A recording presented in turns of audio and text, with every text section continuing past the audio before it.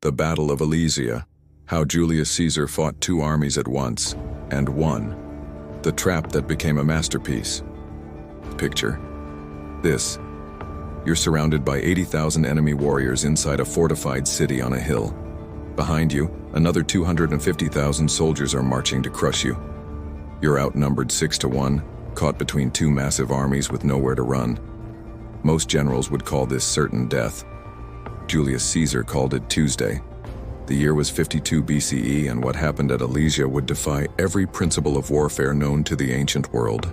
This wasn't just a battle, it was an engineering miracle wrapped in tactical genius. Sealed with the kind of audacity that makes you question whether Caesar was brilliant or completely insane. Perhaps both. The rebel king who united Gaul. But let's rewind.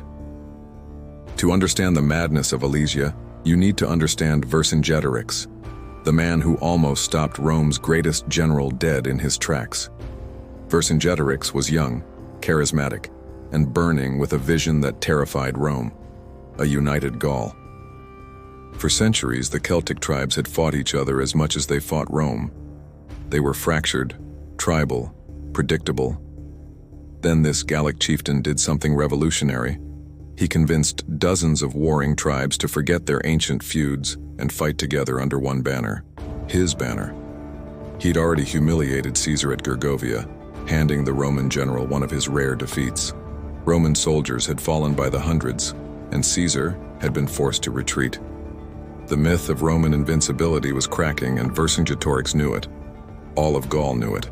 Caesar needed to end this rebellion decisively, or Rome's entire Gallic conquest, 8 years of brutal campaigning, would unravel like thread from a worn tunic. When Vercingetorix retreated to the hilltop fortress of Alesia with 80,000 warriors, Caesar saw his chance.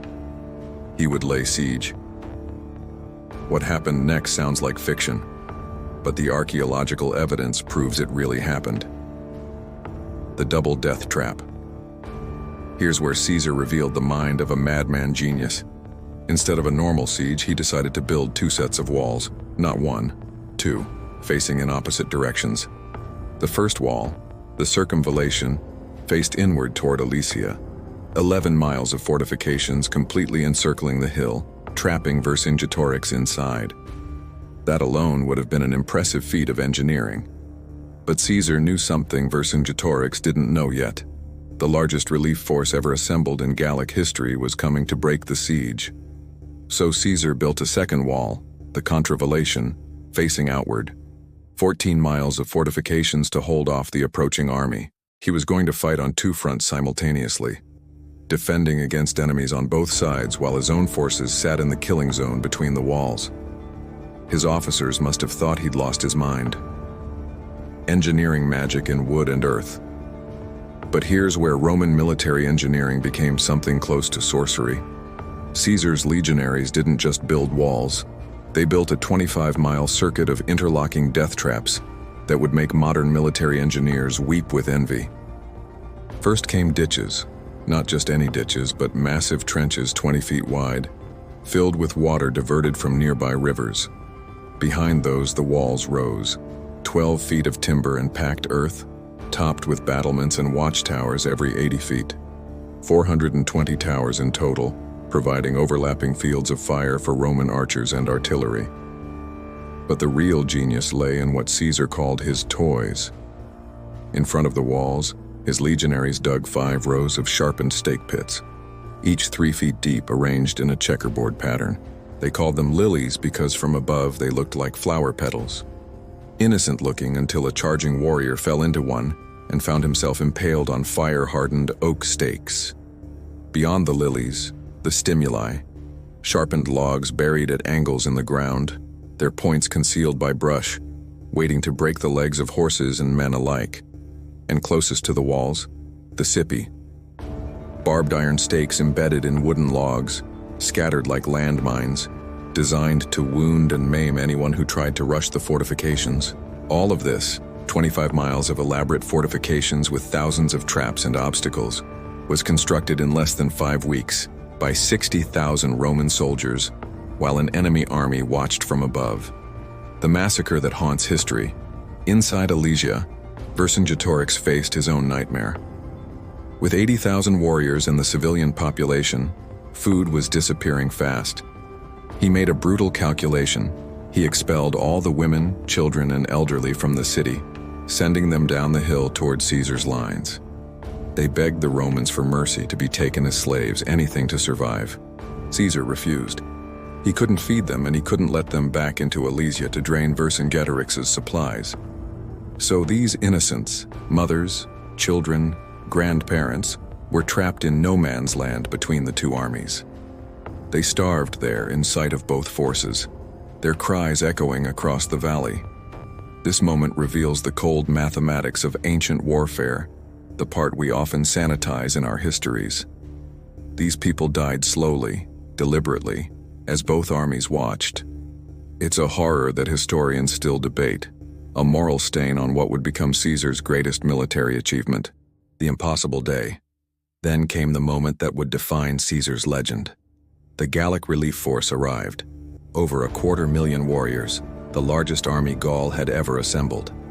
They attacked the outer wall while Vercingetorix's forces surged against the inner wall. The Romans were caught in a vice, fighting desperately on both sides. For 3 days, the battle raged.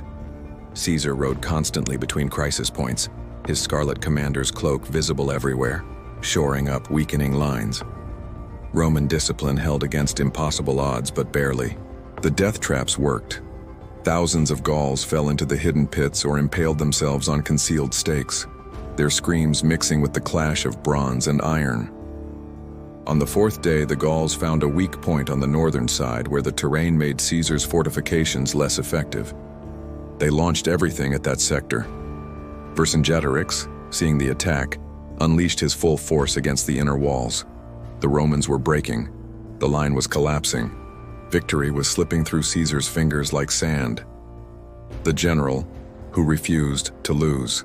Here's where Caesar did something that separates legends from footnotes. While his subordinates screamed for reinforcements at various points along the line, Caesar could see the bigger picture. He grabbed his personal cavalry reserve, just 6,000 men, and led them himself on a desperate flanking maneuver. Riding outside his own fortifications, he circled around behind the attacking Gallic relief force. Then, at the critical moment, his cavalry charged into the enemy's rear with Caesar at the front, his scarlet cloak unmistakable. The psychological impact was devastating. The Gauls, thinking they were winning, suddenly found Romans behind them and panicked. The attack shattered.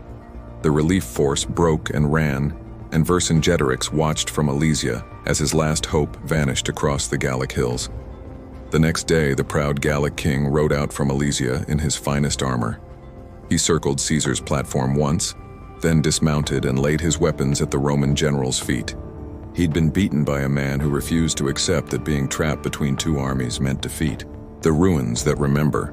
Today, if you visit Alesia in modern-day Burgundy, France, you can still see the traces of Caesar's impossible fortifications.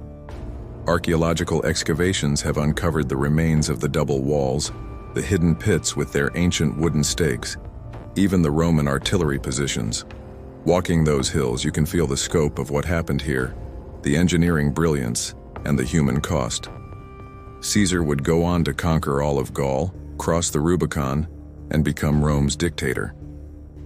But military historians still study Alesia as perhaps the most audacious siege in history. He turned his own encirclement into a weapon, used engineering as force multiplier, and proved that sometimes the craziest plan is the winning plan. The ruins at Alesia whisper their ancient story of Roman discipline versus Gallic fury, of mathematical precision versus desperate courage, of one man's refusal to accept the impossible. Those stones remember a battle where engineering genius met iron will, where a general surrounded by death built his way to immortality. And somewhere in those ruins, you can almost hear Caesar's response when his officers called his double wall strategy suicidal. If we're going to be trapped, let's trap them back. That's exactly what he did.